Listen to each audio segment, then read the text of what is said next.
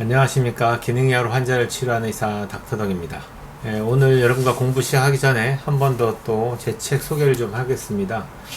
최근 들어서 구독하신 분이나 또는 저를 소개받고 들어오신 분들은 잘 모르실 것 같아서 제가 그동안의 기능의 환자를 보면서 여러분들께 해드리고 싶은 말들을 정리를 해서 제가 쓴 책이 있습니다. 기능의학을 알면 건강이 보인다라는 제목인데, 인터넷 서점에 아무데나 들어가셔서 제목을 치시거나 또는 닥터덕을 치거나 제 이름을 치게 되면은 아마 책이 뜰 거예요. 그럼 거기서 구입하셔서 책을 읽으시는 게 아무래도 영상을 전체를 다 보시는 것보다는 좀 쉬울 것 같은데, 나중에 좀 이해가 되시면은 옛날 제가 3년 전에 올린 것부터 시작해서 차근차근히 이제 거꾸로 공부해 오시면은 좀 큰 도움이 되실 것 같습니다. 그러면은 오늘 여러분과 함께 나눌 내용은, 저희 병원에 오신 환자분께서 오실 때 나름대로 자기가 궁금했던 내용들을 이렇게 질문지에 적어서 저한테 갖고 오셨어요. 그래서 이거를 환자분께는 다 설명을 드렸는데 이게 내용이 너무 좋은 것 같아서 여러분들과 같이 공유하면 좋을 것 같아서 제가 오늘 그 댓글 리뷰를 진행할까 합니다.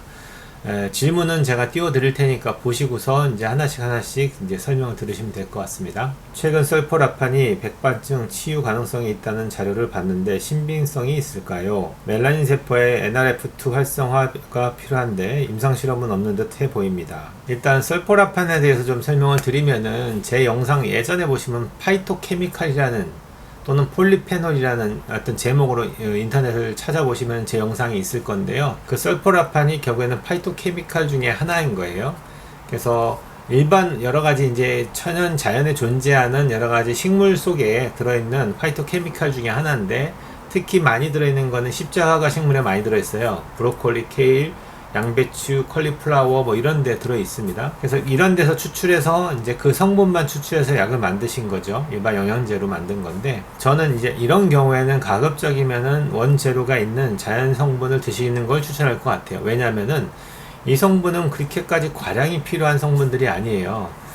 우리 몸에 필요한 만큼 들어왔을 때 소량이라도 그게 우리 몸을 자극을 해서 우리 몸에서 얘를 이제 디톡스하는 과정에서 우리 몸이 건강해지는 여러 가지 프로세스가 생긴다고 보는 거기 때문에, 어떤 병을 치료하기 위해서 얘를 과량 필요하다? 이거는 옳지 않다고 생각하고요. 그런 의미에서는 따로 얘를 사서 먹는 거는 별로 안 권하고 싶고, 그냥 여러분이 드시는 식단 중에서 가급적이면은 그런 십자화가 식물들이 충분하게 들어올 수 있게끔 식단에서 잘 짜가지고 드시면 좋을 것 같습니다. 두 번째 질문인데요. 자외선 차단제는 꾸준히 바르는 것이 좋을까요? 이렇게 물어보는 이유가, 이분이 이제 백반증이 있다 보니까 갖고 계신 백반을 치료하는 데 있어서 이제 궁금하신 거죠. 백반이라는 개념은 한 구에게는 색소를 만드는 세포가 없어진 상태를 말합니다. 거기는 멜라닌 세포가 없기 때문에 색소가 없죠, 아예. 그러니까 그렇게 되고 주변에는 멜라닌 색소가 있다 보니까 우리 야구 선수들이 야구장에서 보통 눈 밑에다가 뭘 붙이고 나오시죠. 이렇게 검은 거를. 검은 게 붙여지면은 빛이 들어올 때 다른 데보다 그 검은 데 집중적으로 들어오니까 눈 안으로 들어오는 빛을 좀 차단해준다, 그런 의미로 붙이시는 거예요. 그럼 눈이 좀 덜 이제 부시니까요. 이렇듯이 백반이 있고 주변에 색소가 있으면은 우리가 자외선을 받을 때 백반이 있는 곳보다는 주변에 연부 조직이 더 많이 받게 되니까 그쪽에 더 많은 색소가 더 침착되는 환경이 벌어지니까 격차가 더 커지겠죠. 한쪽은 색소를 더 많이 만들 거고 한쪽은 안 만드니까, 그럼 백반의 격차가 너무 심해지니까 그런 단순한 의미에서는 어떤 자외선 차단제를 권하는 경우도 있습니다. 근데 이것도 내용을 좀 들어가면 되게 복잡하고 말이 되게 많은데, 우리가 사용하는 대부분의 자외선 차단제 같은 경우에는 화학 성분의 조성으로 만든 경우도 대부분 많아요. 자연 성분이 아니라. 그러다 보니까 오히려 이런 것들이 우리 몸에 여러 가지 자외선이 들어올 때 여러 가지 반응을 일으켜서 오히려 피부에 더 안 좋지 않느냐, 이런 여러 가지를 의견을 제시하는 분들도 제법 많습니다. 저도 그거에 대해서 어느 정도는 공조를 하고, 자연적인 천연자연 보습제 위주로 해서 그렇게 해서 좀 구할 수 있다면 모르겠지만, 그게 아니라면은 별로 안 권하고 싶다는 생각은 들되, 가급적 피할 수 있는 부위는 옷으로 가리면 되겠고, 그렇지 못하는 부위 같은 경우에는 너무 오랫동안 자외선을 쏘이는 것들은 어떤 색소의 불균형을 볼 때는 좋지는 않을 것 같습니다. 그 다음에 월 1회 정도 그나마 순하다는 제품으로 염색을 하다가 발암물질 기사를 보고 중단했는데 염색을 아예 안 하기도 어렵네요. 대안이 있을까요? 그러니까 아마도 이 매스컴에서 나온 내용은 염색제가 아닌 아마 탈색제에 대한 얘기일 겁니다. 평소 때 샴푸를 갖고서 계속 쓰시면은 그 자체가 염색이 되기 때문에 염색이 따로 필요 없습니다 라고 나온 제품이 있는데, 그 제품의 개념은 갖고 있는 색소를 탈색을 시켜서 비슷한 색깔로 모발을 만든다는 개념인데, 그 탈색할 때의 의미가 그 색소를 빼내고 재조합하는 과정이 있다 보니까 그게 아무래도 그 성분 자체가 암을 유발하지 않을까 하는 여러 가지 이제 그 매스컴에서 나온 적이 있습니다. 그런 의미에서는 그거는 이제 될 수 있으면 자제하는 게 좋을 것 같고, 그냥 일반적인 헤나 염색이나 자연 염색제들 판매하는 것들은 그렇게까지 두려워하면서 쓸 정도는 아니시기 때문에 염색제에 대한 알러지 반응만 크게 없다면은 저는 사용하는 걸 크게 반대하진 않습니다. 그 다음에 아메리카노 커피를 아침에 한 잔 마시는 건 괜찮을까요? 아침은 커피, 물 외에 금식 예정입니다. 엄밀히 얘기하면은 간헐적 단식적인 의미에서는 저녁 때 식사를 하시고 그 다음날 점심 때까지 금식을 하는 과정에서 유일하게 허락하는 거는 물만 허락을 합니다. 근데 아침에 일어나서 정신이 좀 맑지 못하고 그냥 깨고 싶으니까 그런 의미에서 카페인이 필요해서 이제 커피를 마신다고 한다면은, 커피 안에는 그거 말고도 여러 가지 성분들이 있다 보니까 얘가 들어오면은 카페인 말고도 다른 여러 가지 성분들을 또 어차피 간에서 대사를 해야 되니까 간이 그렇게 쉴 수 있는 시간은 없죠. 우리가 간헐적 단식을 하는 게 몇 가지 기본 개념 중에 큰 틀은 위장을 쉬게 하고 간을 쉬게 하고 싶은 생각이 제일 큰 거예요. 그 다음에 나머지 대사 쪽은 이제 그 다음에 문제고요. 근데 그 부분은 그렇게 되면 포기하게 되는 거니까, 만약에 집중적인 간헐적 단식을 하겠다고 하실 때는 저는 물에다가 비타민C를 태워서 마시는 것 정도만 허용을 하고, 커피조차도 점심 이후에 같이 먹는 걸 권할 것 같아요. 하루에 한 잔이니까 가급적이면 그때 드시는 게 어떨까 싶고, 간헐적 단식이 아무 의미가 없는 그냥 일반적인 식단을 하고 계시다 이런 경우라면은 아침에 한 잔 드시는 거 문제 없을 것 같습니다. 그 다음에 자가면역 질환은 계란과 유제품을 외 초지 제품까지 완전히 끊는 게 좋을까요?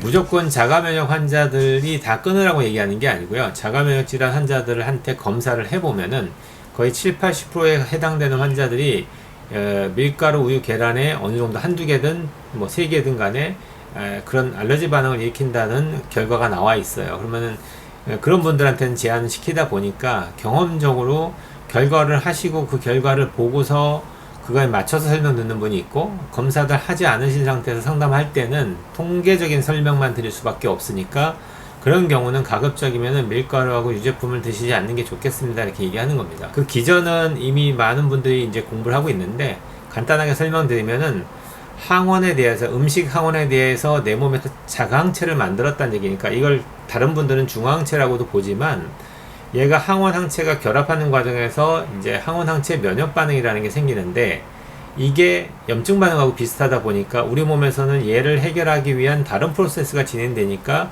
어떻게 보면 면역적으로 여기다 소진될 게 너무 많아지니까 다른 데 손해를 입는 거예요. 그런 의미에서는 나한테 맞지 않는 음식을 자꾸 넣어주면서 당장에 내가 문제가 없으니까 괜찮겠지라고 생각하는 건 틀렸다는 거죠. 긴 싸움을 볼 때는 가급적이면 그런 음식을 안 먹는 게 좋지 않을까 이렇게 생각합니다. 그 다음에 카레가루와 고추장에도 밀가루가 들어가는데 먹어도 괜찮을까요? 역시 밀가루에 대한 알러지 반응이 생기거나 푸드아이지4에서 면역 반응이 있는 걸로 나오는 분들한테는 밀가루가 포함되어 있는 고추장이 대부분 다 시중에서 판매되는 데는 다 들어있다 보니까 집에서 직접 고추장을 만들 때는 찹쌀풀을 써서 만드는 경우가 있으니까 그런 고추장은 쉽게 먹되, 만약에 그게 아니라면 그거조차도 제한하는 쪽으로 저희들이 권합니다. 철저하게 제한하는 거는 최소 3개월 이상을 이제 권하게 되고요. 3개월이 지난 다음에는 일주일에 한두 번 정도 폭로되는 거 정도는 좀 이제 유도리 있게 이제 오픈하기도 합니다.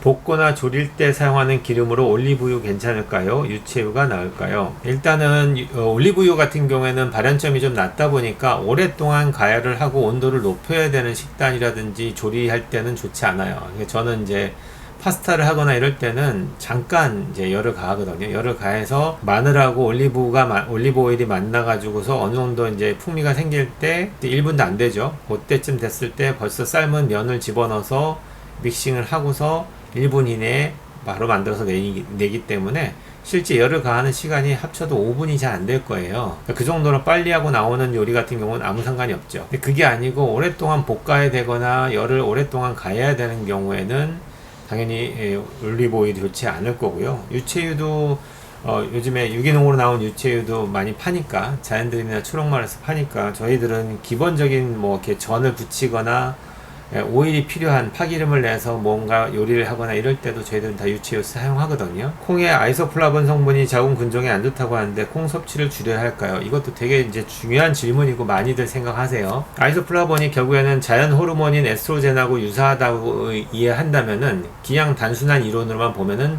자궁 근종은 에스트로겐에 과잉한 상태 때문에 생기는 현상이라고 이해하시면 돼요. 그래서 얘가 커지는 데 있어서 에스트로겐에 과잉한 상태면 더 증가되지 않을까 하는 단순한 생각이신데, 제가 몇 가지 예를 들면 좀 이해가 되실 건데, 첫 번째, 전 세계적으로 나라별로 콩 소비량이 제일 많은 나라를 고르라면은 그게 일본입니다. 일본은 낮도가 되게 발달되다 보니까 콩을 되게 많이 섭취하시는데, 그렇게 많은 섭취량을 갖고 있는데도 불구하고 자궁 근종 발현율 자체를 비교해 보면은 일본이 1등은 아니거든요. 콩 소비가 그렇게 많은데도 그만큼 일어나지 않고, 또 일부 연구에서는 그 콩을 가지고서 두유를 만들어서 매일매일 그 섭취를 했을 때 몇 개월 동안 섭취를 해도 그 섭취했던 군이 섭취하지 않은 군에 비해서 자궁 근종의 사이즈가 커지거나 이런 것들에 대한 결과물이 나오지 않은 경우도 되게 많아요. 그러니까 저희들이 생각할 때는, 기능학적인 관점에서 볼 때는 자연 성분에 들어있는 그런 여러 가지 아이소프라본이라든지 그런 에스트로겐 효과를 나타낼 수 있는 그런 영양 성분들이, 그게 과잉해서 들어와서 우리가 지금 자궁 근종이 더 심해진다는 의미보다,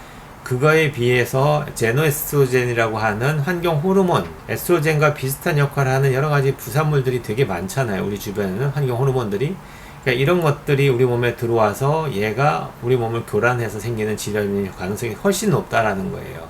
그러니까 오히려 그럴 때는 자연 성분에 아주 이제 우리 몸에 좋은 호르몬 역할을 하는 것들을 넣어주는 게 오히려 제노에스트로겐의 역할을 막을 수 있는 좋은 방법이 될 수 있는 게 되죠. 오히려 사고의 발상을 좀 돌리면은 저는 더 오히려 추천하는 쪽에 가깝습니다. 그러니까 여러분들도 잘 생각해 보시고, 저라면은 그냥 저한테 만약에 상담하는 환자라면은 자궁 근종이 있다고 해서 콩을 못 먹게 하거나 그렇지는 않습니다. 저는 그렇다고 과량 먹으라는 건 아니지만 하루에 기본적으로 두유 한 잔 먹는 거 정도는 아무 문제가 없으니까 저는 콩을 좀 그 정도는 드셔도 됩니다, 이렇게 얘기할 것 같습니다. 그 다음에 육고기를 먹으면 뭔가 기운이 나고 덜 어지러운 것 같은데 착각일 뿐일까요? 요것도 되게 할 얘기가 되게 많은데, 어떤 분들은 채식만 하는 비건이 있고 어떤 분들은 육식만 하는 카니보어가 있어요. 이 두 그룹이 무엇이 옳은가에 대한 논쟁으로 지금도 열심히 뜨겁지만, 단백질 섭취에 있어서 되게 중요한데, 단백질이 하는 기능이라는 게, 그 단백질 속에 있는 아미노산들이 우리 몸을 만들거나 유전자를 어떻게 리페어하고 또는 조절하고, 이 모든, 또는 뉴로트랜스미터라고 하는 신경전달물질을 만들고 우리 몸을 꾸려나가는 데 있어서 조직도 만들고, 이럴 때 제일 기본이 되는 원료거든요. 단백질 안에 있는 아미노산이라는 것은 우리 몸을 이루는 구성 성분으로서 엄청나게 중요합니다. 아미노산이 야채도 있긴 한데, 문제는 필수 아미노산과 비필수 아미노산 중에서 필수 아미노산은 거의 육고기에는 거의 다 들어있다고 보시면 되고요. 채소나 곡식이나 이런 것들 안에서 보면은 일부 야채에서는 필수 아미노산이 결핍되는 게 보입니다. 그리고 그걸 보충하기 위해서 너트라든지 콩 종류 안에는 그걸 보완하는 또 다른 이제 아미노산이 들어있다 보니까, 우리가 밥을 먹을 때도 채식만 하지 마시고 너트나 콩을 같이 드세요 이렇게 얘기하는 이유가 부족해지는 아미노산을 보충하기 위함이거든요. 이분 같은 경우에도 야채만 먹어서는 우리가 건강할 것 같지만 부족해지는 아미노산의 결핍 때문에 생기는 문제를 경험하시는 거예요. 그러면은 이런 분들은 재밌게, 어떤 분들은 고기를 먹으면 눈이 확 트이는 것 같습니다 이렇게 표현하는 분들도 있어요, 실제로. 근데 야채만 계속 먹고 있으면은 그게 부족해지니까, 부족한 걸 채워주고 나니까 몸이 확 바뀌는 걸 느끼는 거죠. 이런 분들은 당연히 부족한 아미노산의 섭취를 위한 식단의 조절이 필요하신 거죠. 뭐든지 모든 사람이 다 필요한 게 아니라 그 균형적인 식단이 필요하지 않을까 하는 게 제 생각이고요. 본인이 먹었을 때 그만큼 효과가 있다면 저는 추천하는데, 그 대신 오염되지 않고 그 육고기가 생산되는 과정이 충분하게 우리 몸에 좋은 영양소가 충분하게 들어갈 정도의 그렇게 생산되는 과정을 거친 거를 확인하는 게 중요하겠죠. 그런 의미에서 제가 추천하는 게 그래스팜에서 나오는 그 풀먹인 소고기를 먹는 걸 저는 추천할 것 같습니다. 그 다음에 기초체온 측정으로 아직 온열 매트 미사용인데 계속 사용하지 않는 게 좋을까요? 추위를 잘 타고 침대에 들어갈 때 찬 느낌이 싫어서 보통 9월에서 5월까지는 사용했습니다. 보통 몸에서 열을 만드는 기전인 기본적인 그 체온을 조절하는 능력이 떨어지신 분들이 추위에 대해서 되게 민감하게 반응하시는 분이 있고, 특히 침대에 들어가실 때 추운 걸 못 참아서 밑에다가 매트에다 온열 매트를 깔고 주무시는 분들이 있는데, 그거는 저는 별로 추천하고 싶지는 않고요. 우리 몸 자체 내에서 열을 만들 수 있는 그 시스템을 자꾸 돌려서 얘가 활성화되는 것들을 만드시는 게 좋아요. 정 힘드시면 처음에는 주무시기 전에 살짝 한번 틀어서 딱 들어갈 때 너무 차다는 느낌만 없게끔 만들어 놓으시고, 그 다음에 다 끄고 들어가셔서 자기 체온으로 옷 그 이불하고 안에서 따뜻하게 내 몸을 다 열로 조절할 수 있게끔 만드시는 게 제일 중요합니다. 옆에서 자꾸 열을 만들어서 올려주면은 내 몸에서는 오히려 열을 낮추기 위한 작업이 일어나게 돼요. 자기 스스로 열을 만드는 시스템을 만들기를 권할 것 같아요. 요즘 알룰로스, 에리스리톨 등 0칼로리라고 하는 대체당이 많던데 괜찮은 걸까요? 아직까지는 연구를 더 해봐야지 알겠지만, 저희들 이론적으로만 본다면 오히려 이런 대체당들이 설탕보다 못하다, 저희들은 그렇게 생각하고요. 그 이유를 좀 설명드리면은, 설탕은 그나마 내가 먹고 달다고 느끼는 것만큼 혈당을 올리면서 뇌에 있는 어느 센터에서 내가 단 걸 많이 먹었다라고 하는 걸 인지하게끔은 그래도 시스템이 돌아가는데, 대체당은 그런 개념이 없어요. 당도는 설탕보다 많게는 몇만 배, 몇천 배도 더 달다고 느끼게 되는데, 실제 뇌에서는 그 자극 센서를 통해서 내가 단 거를 많이 먹었다라고 느낄 수 있는 그 정도의 센서에 시그널 줄 수 있는 시스템이 없기 때문에 오히려 더 훨씬 더 많이 먹을 수 있게 되죠, 설탕보다. 그리고 얘가 들어왔을 때 또 어떤 작용을 통해서 우리 몸에 어떤 나쁜 영향을 줄지 아무도 모르는 거예요. 그러다 보니까 그거를 굳이 대체당으로 쓰는 거 아마도 가격 때문에 쓸 겁니다. 설탕보다 훨씬 더 저렴한 가격에 훨씬 더 당도를 높일 수 있다 보니까 만든 거지, 차라리 그럴 바에는 설탕을 드시는 게 낫습니다. 길게 왔는데 이분께서 지금까지 주신 질문에 대한 이제 답을 드렸고요. 여러분들께서도 좀 도움이 되는 내용이 좀 있는 것 같아서 여러분과 함께 나누는 시간 가졌습니다. 오늘 여기까지 공부하겠습니다. 온 국민이 건강해지는 그날까지 닥터덕은 여러분과 함께 합니다.